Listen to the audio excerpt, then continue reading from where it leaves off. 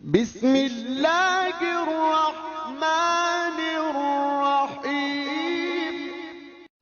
لیکن اس کے بعد ان کی تاریخ میں ایک دور وہ آیا جب حضرت مسیح علیہ السلام ان میں مبعوث کیے گئے۔ یہ 1400 سالہ تاریخ کا کلائمیکس ہے یہود کی۔ جب کتاب انہیں دی گئی تھی تورات حضرت موسیٰ کے ذریعے، وہ 1400 قبل مسیح کا واقعہ ہے۔ اس وقت سے لے کر اللہ کا وہ فضل ان پر ہوا کہ کوئی ایک لمحہ ایسا نہیں آیا 1400 برس میں کہ ان کے ہاں کوئی نہ کوئی نبی موجود نہ۔ یہ تار ٹوٹا ہی نہیں، 2 سے شروع ہوا، موسیٰ ہارون علیہ السلام، اور 1400 برس کے بعد پھر آخری 2 ہیں، عیسیٰ اور یحییٰ علیہ السلام۔ یوں سمجھ لیجئے، اور اس کے درمیان یہ تار ہے، اور اس تار میں کوئی ایک لمحہ ایسا نہیں آیا کہ کوئی نبی موجود ہو۔ اس میں اتار چڑھاؤ بہت سے آئے ہیں، اس کا وہ میرا موضوع نہیں ہے اس وقت۔ قبل مسیح کی تاریخ جو ہے وہ میرا موضوع نہیں ہے۔ قرآن مجید میں سورہ بنی اسرائیل کے پہلے رکوع میں اس کا تذکرہ موجود ہے۔ وَقَضَيْنَا إِلَىٰ بَنِي إِسْرَائِيلَ فِي الْكِتَابِ لَتُفْسِدُنَّ فِي الْأَرْضِ مَرَّتَيْنِ وَلَتَعْلُنَّ عُلُوًّا كَبِيرًا۔ 2 مرتبہ ان پر عذاب کے کوڑے برسے، پہلے اشوریوں کے ذریعے سے جو شامی تھے، سیرینز اشوری کہلاتے، پھر بابلیوں کے ذریعے سے یعنی عراقیوں کے ذریعے سے، بیبیلونیا نام تھا عراق کا پہلے۔ ان پر بہت بڑی بڑی تباہیاں آئیں، اللہ تعالیٰ کی طرف سے عذاب آئے۔ اس کے بعد پھر دوسرے دور میں دوسرا اقتدار کا دور آیا، خرمستیاں بڑھ گئیں، تو پہلے گریکس کے ذریعے سے، یونانیوں کے ذریعے سے، اور پھر رومیوں کے ذریعے سے انہیں پسوایا گیا۔ یہ دور گزر چکے تھے ان پر، 2 عروج کے دور اور 2 زوال کے دور۔ میری چھوٹی سی کتاب ہے تنظیم اسلامی کا تاریخی پس منظر، 6-7 روپے کی ہوگی، اس کو آپ دیکھیں گے تو اس میں اس کا پورا نقشہ آپ کو مل جائے گا۔ ویسے تو یہ کہ میری جو ذرا بڑی کتاب ہے سابقہ اور موجودہ مسلمان امتوں کا ماضی، حال اور مستقبل، اس میں میں نے ان معاملات پر بڑی تفصیل سے بحث کی۔ بہرحال یہ جو دور تھا ان کا 1400 سالہ، وہ اونچ نیچ سے ہوتا ہوا جب آیا ہے حضرت مسیح کی بعثت پر، تو ان کی شرارت کی انتہا یہ ہو گئی کہ اللہ تعالیٰ نے مسیح کو رسول بنا کر بھیجا، رسولاً الی بنی اسرائیل۔ حضرت موسیٰ اور حضرت عیسیٰ کے درمیان رسول کوئی نہیں ہے، سب نبی ہیں۔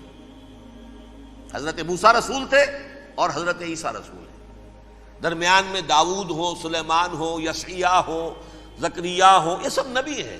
یحییٰ نبی ہے، رسول نہیں ہے، لہذا وہ شہید کر دیے گئے۔ رسول شہید نہیں ہو سکتا، قتل نہیں ہو سکتا۔ لیکن عیسیٰ اور موسیٰ کے درمیان 1400 برس ان کے جو ہیں، اس کا کلائمیکس ہے حضرت مسیح علیہ السلام کی بعثت، اور حضرت مسیح علیہ السلام کو جسے اللہ نے اپنی روح قرار دیا، روح منہ، کلمتہ القاہا الی مریم، اللہ کا کلمہ، عظیم ترین معجزات۔ انہوں نے کیا کہا؟ یہ ولد الزنا ہے، حرام زادہ ہے، معاذ اللہ، نقل کفر نہ باشد، یہ جادوگر ہے، یہ مرتد ہے، یہ واجب القتل ہے۔ اصل حکومت اس وقت رومیوں کی تھی حکومت، لیکن انہوں نے انہیں آٹونومی دے رکھی تھی، اپنے مذہبی معاملات تم خود طے کر سکتے ہو۔ تو کائفاس جو اس وقت کا ان کا ہیڈ ربائی تھا سب سے بڑا، اس کی عدالت نے فیصلہ کیا مسیح کو سولی چڑھا دیا جائے۔ پائلیٹس پونٹس، اس کے پاس ان کی ازداش پہنچ گئی، یہ ہمارا مجرم ہے مذہبی، یہ مرتد ہے، یہ کافر ہے، یہ جادوگر ہے، یہ واجب القتل ہے، اسے قتل کرو، سولی چڑھا دو۔ خیر وہ لمبی بات ہو جائے گی، اس نے تو اپنے ہاتھ دھوئے کہ صاحب ہمارے پاس کوئی جرم نہیں ہے اس کے خلاف، تم کہتے ہو تو ٹھیک ہے، سولی چڑھا دیتے۔ یہ دوسری بات ہے کہ اللہ نے حضرت مسیح کو اٹھا لیا آسمان پر، ان کی جگہ وہ شخص سولی چڑھا جس نے غداری کر کے گرفتار کروایا تھا، جوڈاس اسکیریوٹ، اس کی شکل اللہ نے بدل دی حضرت مسیح کی سی، اور حضرت مسیح کو فرشتے اٹھا کے اوپر لے گئے، وہ زندہ آسمان پر اٹھا لیے گئے۔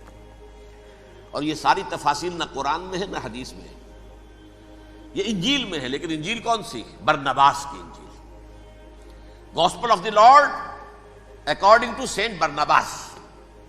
یہ حواریین مسیح میں سے تھے، لیکن عیسائی ان کو تسلیم نہیں کرتے، ان کی بائبل کو صحیح نہیں مانتے، کینونیکل نہیں مانتے۔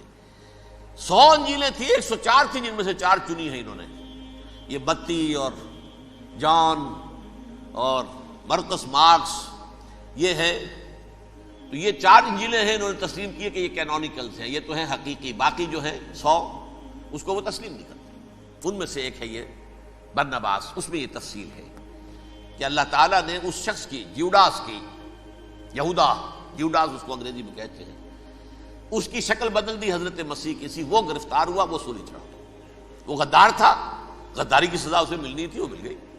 حضرت مسیح کو فرشتے 4 اٹھ رہے ہیں، جس کوٹھڑی میں حضرت مسیح مقیم تھے، ایک باغ کے اندر وہ کوش تھے، اس کی چھت پھٹی ہے، 4 فرشتے آئے ہیں، حضرت مسیح کو اٹھا کر لے گئے ہیں، چھت برابر ہو گئی ہے، اس کے بعد وہ شخص پکڑا گیا۔ بہرحال حضرت مسیح کو اللہ نے اٹھا لیا آسمان۔ لیکن وہ دن ہے کہ اس قوم کو اب مغضوب علیہم قرار دے دیا۔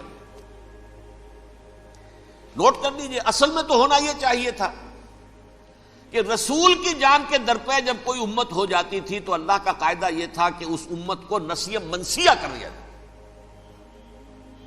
حضرت نوح کی قوم کو ختم کیا یا نہیں؟ حضرت ہود کی نگاہوں کے سامنے قوم عاد برباد کی گئی یا نہیں؟ حضرت صالح کی نگاہوں کے سامنے قوم سمود برباد ہوئی؟ یہ اللہ کا قاعدہ رہا۔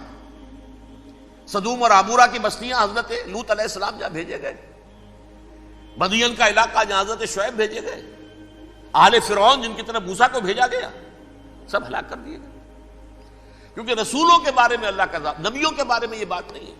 نبی آیا، اس نے دعوت دی، جس نے مان لیا اچھا کیا، اپنے لیے اچھا کیا، نہیں مانا اس کی اپنی جو ہے عاقبت برباد ہو گئی۔ دنیا میں کوئی فیصلہ اس کا نہیں ہوتا، لیکن رسولوں کا معاملہ یہ ہوتا ہے کہ دنیا میں وہ اللہ کی عدالت بن کر آتے ہیں، مانو گے تو بچو گے، نہیں مانو گے ہلاک ہو جاؤ۔